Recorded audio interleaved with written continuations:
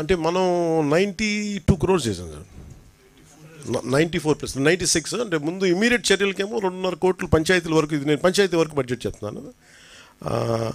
Permanent ఇప్పుడు ఉదాహరణకి మీకు ఒక బడ్జెట్ చెప్పాను 32 కోట్లు. అది దీంట్లో ఇప్పుడు చెప్పిన దాంట్లో 92 కోట్లు 94 కోట్లు లేదు. అలా కొన్ని ఏమో శాంక్షన్ చేస్తున్నాయి. Sir you can say that, you can answer for that. ఇప్పుడు పంచాయతీరాజ్ రోడ్స్ గురించి మాత్రమే ఎస్టిమేట్ చేయడం జరిగింది. దానిలో నంబర్స్ ఉన్నాయి, కానీ మీరు కాస్ట్ అడిగారు కాబట్టి వాళ్ళు అన్ని దానికి టెంపరీగా రిపేర్ చేసే కోసము దాదాపు 2.15 crores కావాలి.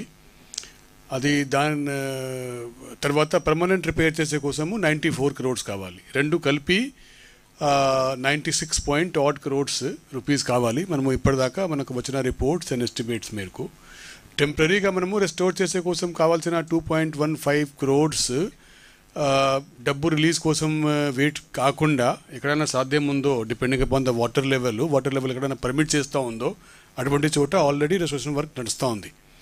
సో అవుట్ ఆఫ్ 45 వర్క్స్ దాదాపు 11 వర్క్స్ కంప్లీట్ అయింది, టెంపరీగా రెస్టోర్ చేశాము. మిగిలిపోయిన 31 వర్క్స్ కూడా పని అవుతూ ఉంది.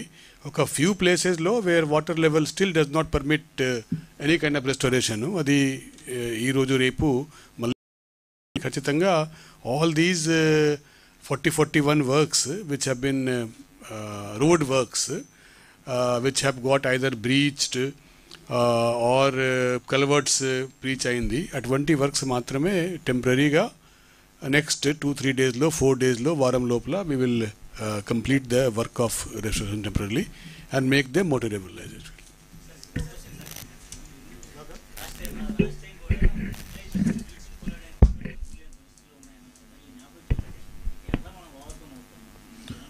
చేస్తాం కదండి. ఇప్పుడు మీకేం బ్లీచింగ్ పౌడర్ ఇప్పుడు ఇబ్బంది లేదు కదా.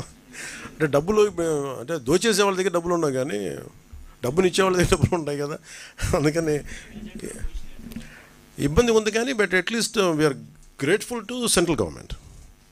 అంటే నరేంద్ర మోదీ గారి నాయకత్వంలో మనకి కేంద్ర ప్రభుత్వం ఒక అభయహస్తం, మామూలు అభయహస్తం అండగా నిలబడిపోయారు. So we are grateful to NDA government under the leadership of Modi ji. I'm grateful for standing by us.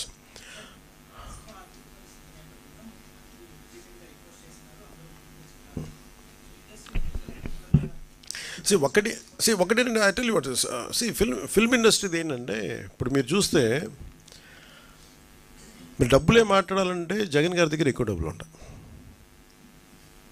ఒక హీరో దగ్గర ఉన్న డబ్బుల కంటే కూడా వాళ్ళ ఒక ఫ్యాక్టరీ తీసుకున్నాం ఫస్ట్ ఉదాహరణకి, సిమెంట్ ఫ్యాక్టరీ, దాని దగ్గర ఎక్కువ డబ్బులు ఉంటాయి.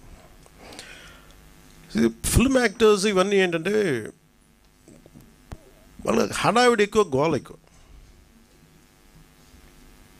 అంటే సంపాదించే డబ్బులు కంపారిటివ్లీ, నేను చెప్పే డబ్బులు సంపాదించడం నేను చెప్పట్లేదు కదా, సంపాదించే డబ్బుల కంటే కూడా ఆ హడావిడి అంటే 10 లక్షల మంది జనం వచ్చారు కదా అని చెప్పి 10 లక్షల కోట్లు ఉన్నాం అక్కడ. సైలెంట్గా జగన్ గారి దగ్గర ఉండే వాళ్ళ దగ్గర 1 లక్ష కోట్లు ఉంటుంది.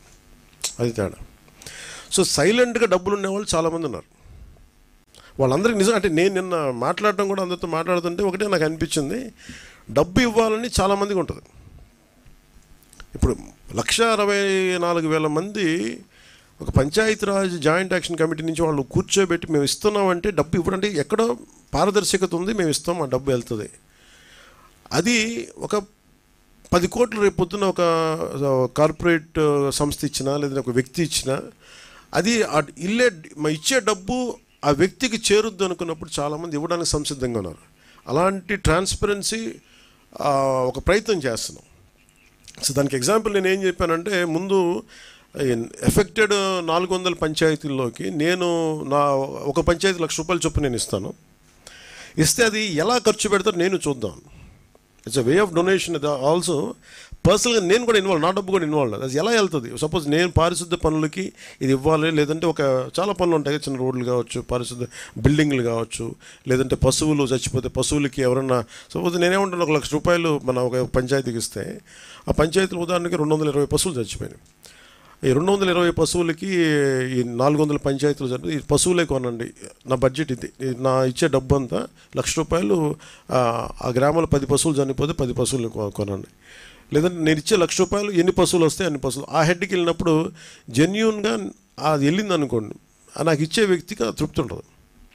అలాంటి పారదర్శకత కావాలని కోరుకున్నాం. అందుకని అంటే యాక్టర్స్ ఇవన్నీ ఏమైపోతుందంటే మేబీ ఇది హడావిడి, లేదంటే నిజంగా చాలామంది చిత్ర పరిశ్రమ చాలామంది ఇచ్చారు. మనస్ఫూర్తిగా వారికి నా ధన్యవాదాలు తెలుపుకుంటాను మన ఆంధ్రప్రదేశ్ ప్రభుత్వం నుంచి.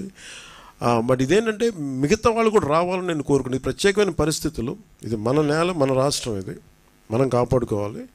అందుకని అందరినీ మరోమారు ముఖ్యమంత్రి గారి సహాయ నిధికి విరాళాలు పంపించని మనస్ఫూర్తిగా మీ అందరినీ కోరుకుంటూ సెలవు తీసుకున్నాను. జై హింద్.